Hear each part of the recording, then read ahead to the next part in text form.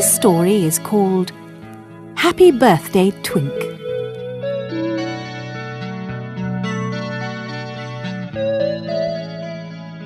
A long, long way away, right at the end of the rainbow, there is a magic kingdom called Rainbow Land, and it is where all the colours of the world are made. There, among the little round houses and the masses of flowers, lives Rainbow Brite.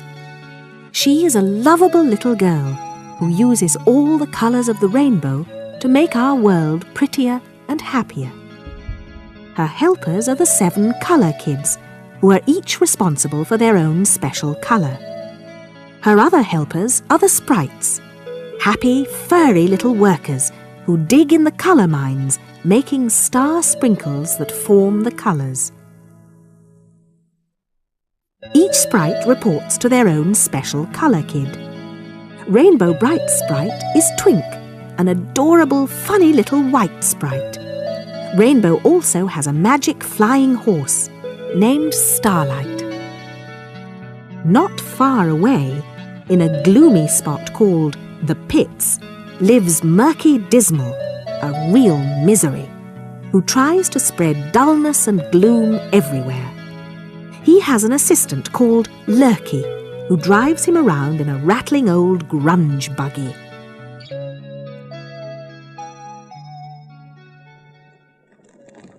One day, during the winter, all the colour kids were sitting around a lovely glowing red fire at Colour Castle, the home of Rainbow Brite. They were talking about their sprites and how helpful and cheerful they were and how hard they worked. Canary Yellow warmed her hands at the fire and said cheerfully, "I really am lucky that my sprite, Spark, is so happy getting the yellow from the mines for me. He loves our colour just as much as I do." Indigo agreed. "Yes, isn't it nice that all the sprites have their own bright colours and are so proud of them?" Then all the colour kids carried on talking about how good their sprites were and how fond of their own colours they were, when Rainbow said, "Do you know, all your sprites have such glorious colours, but I sometimes have a feeling that Twink gets a little bit disappointed about his." Twink, of course, was Rainbow's own special sprite who looked after everything white. He was really the chief sprite, and he loved to give orders to the other sprites, but they never took him seriously. Twink liked to think of himself as Rainbow's special protector. Everybody was very, very fond of Twink. Buddy Blue spoke up. "Do you know, Rainbow, you may be right. My sprite Champ only said the same thing when we were training the other day." Buddy was very keen on keeping fit and was always doing exercises and things. Then Indigo said, "Well, all our colours are so bright and vivid and dramatic. I know white can look lovely sometimes, but that Murky Dismal gets it dirty so quickly when he is around. I feel sorry for Twink sometimes." "And it's his birthday the day after tomorrow?" whispered Shy Violet.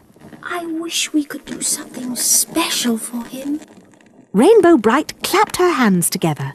We will. I have a marvellous idea. Gather round, everybody, and listen to my secret plan."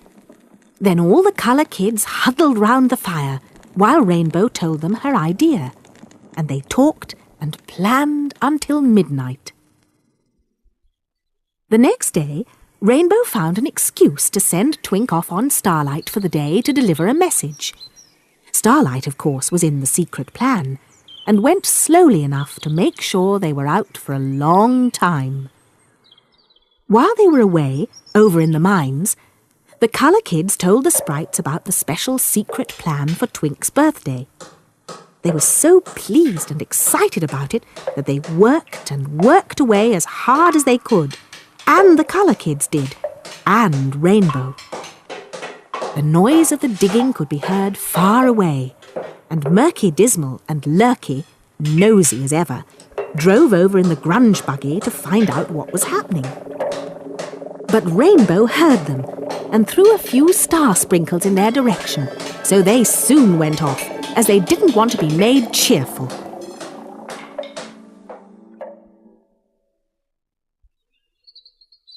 Very early the next morning, Rainbow gathered up the mass of magic crystal star sprinkles that the colour kids and sprites had prepared.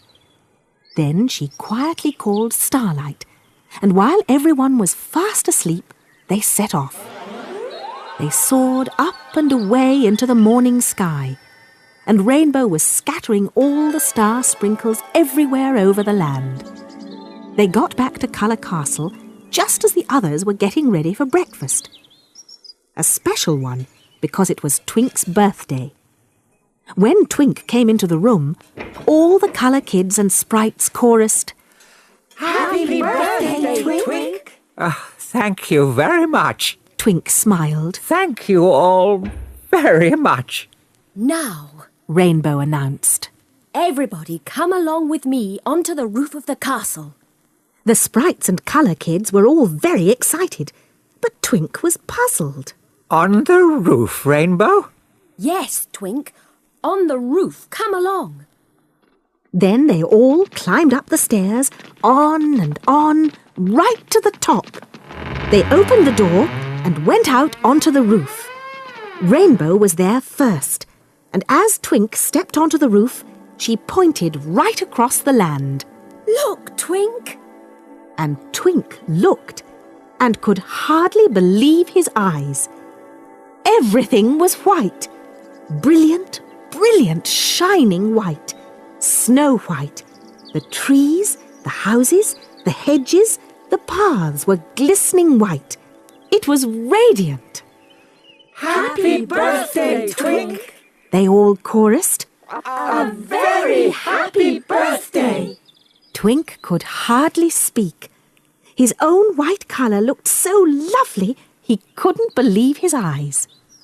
But how? He started to ask. Rainbow laughed. Well, Starlight kept you out yesterday.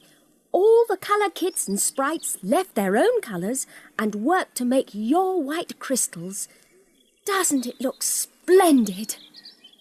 In the distance, they could all see the grunge buggy just by the pits. It was all white too, and Murky and Lurky had come out to try and drive it, to spread some dullness and mist over the lovely white countryside. But they couldn't move because the buggy was stuck in the snow. Lurky was trying to drive it out, and Murky was trying to dig it out, and grumbling and mumbling so much that the sprites and colour kids never laughed so much in their lives. All except Twink.